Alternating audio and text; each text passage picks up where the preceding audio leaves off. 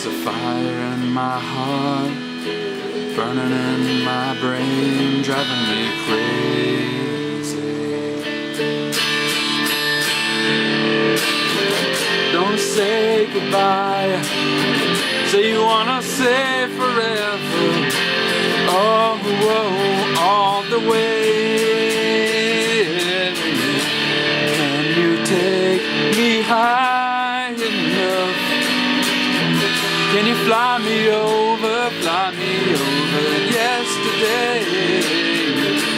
Can you take me high enough? It's never over. Yesterday's just a memory. Yesterday's just a memory away.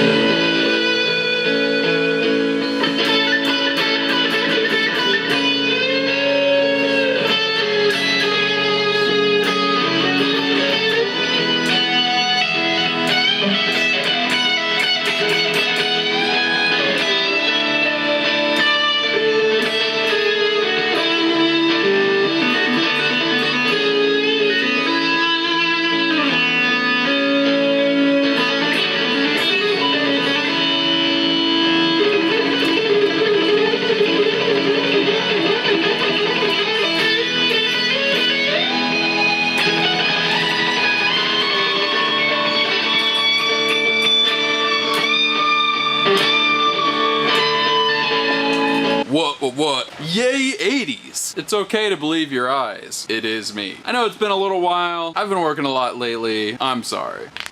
Let's get started. And I just want to say a little word about the US elections, but first, I've got to get ready. Ron Rico. It's Caribbean for cheap. Poems and prayers and promises and things that we believe. You know that nasty aftertaste that you taste in your mouth when... Taste in your mouth? Where else can you taste things? Anyway, that nasty aftertaste is a lot like these elections. There's been a real temptation on this channel to kind of make it political, because I follow politics really closely, actually. And by really closely, I mean kind of closely. If you want to hear my official position, it's this. Both candidates are super, super bad. Ways Trump is bad. He's Trump. Ways Hillary is bad. There's actually special instructions for this one. First, take your hands and put them right about here, just above your head. You'll notice there's a giant rock on top of there. Now what you want to do is just push that rock up as high as you can until you can barely hold it. And then you throw the rock over there, and then you get from under your rock. Because if you're unfamiliar with some of the ways Hillary is bad, well, you've probably been living under a, now basically what this comes down to, though, for a lot of people, is which one is actually worse? It's a tough question. Although I'm definitely not the first to say it. The established order of things that's all corrupt and bureaucratic and bullcrappy and all that kind of stuff.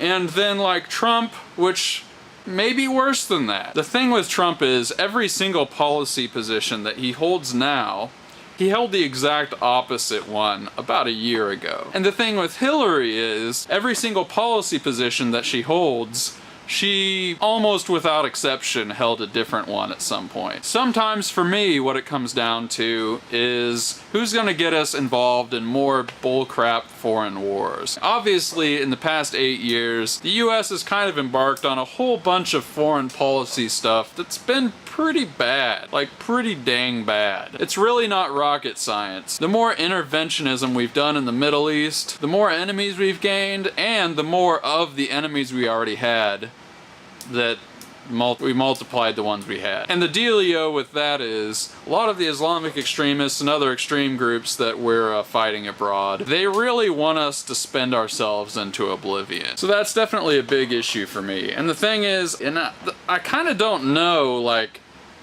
who would actually be worse with that? Obviously, Hillary has a lot of donors that really profit off of war type things. They're gonna come knocking at some point, and you can't really say that Hillary isn't hawkish at all. So on that hand, you've got the actual existing, like, legacy of US foreign policy that she's kind of been pretty involved in. I mean, Secretary of State, pretty big component of that. But On the other hand, you've got Trump, and nobody really knows what he's gonna do. And you know, call me a skeptic, but I don't really feel like I can actually believe anything he says. Considering being elected president would be the ultimate advertising move for him. And you know, to some degree, I think maybe all that hype about like him getting in a Twitter war with somebody and launching nuclear weapons against that person, or you know, that country or whatever it is, seems a little far-fetched to me. But I kind of don't like the fact that this is a thing people are actually even thinking about. So maybe another angle to look at this is, what would the mass psychological effects of electing either of these candidates be? The psychological effect that electing Hillary will have on the masses, that's not really that great. For one thing, we'd be kind of telegraphing to the average person, hey, it doesn't really matter what the law is if you're in power. But that's kind of something we know already. I mean, come on, politicians are not held to the same rules as us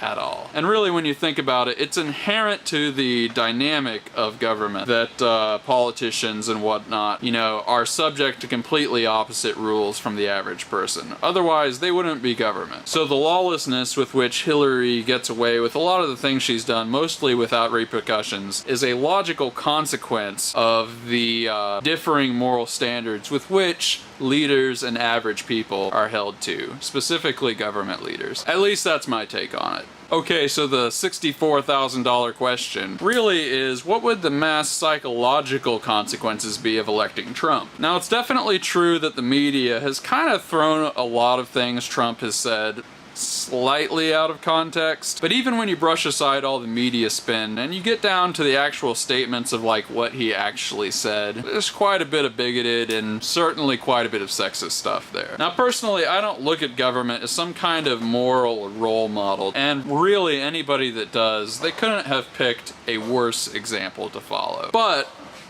people do that. People do kind of look at people in power and be like, hey, if it's okay for that guy to do it, it's okay for me to do it. That's a little bit of a sobering thought with Trump. So to kind of bookend this discussion, you know, this is probably, actually, this is definitely the worst choice America has ever had.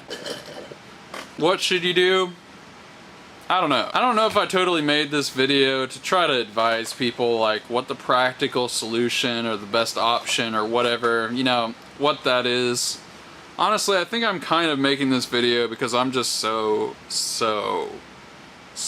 tired of this election. I used to do investments in stocks, and one of the metaphors I sort of used for it is it was like gambling really, really slowly. Well, this election has basically been like that, but instead of gambling, it's like watching a car wreck really, really, really slowly. And more like a giant bus. And you just know it's going over the cliff, and like one person wants to go slightly to the left when they're going over the cliff, and the other person thinks that going to the right will be better. So basically my message to everyone is, let's just get this over with like a band-aid. One motion. So I know which crisis I should be scared to death of. It's just like picking out baby clothes. I want to know whether it's going to be a boy or a girl. Should I get a pink hazmat suit or a blue one? Please, I just want to know, which particular existential crisis will I be perpetuating my alarmist fears with? Tell me in the comments below.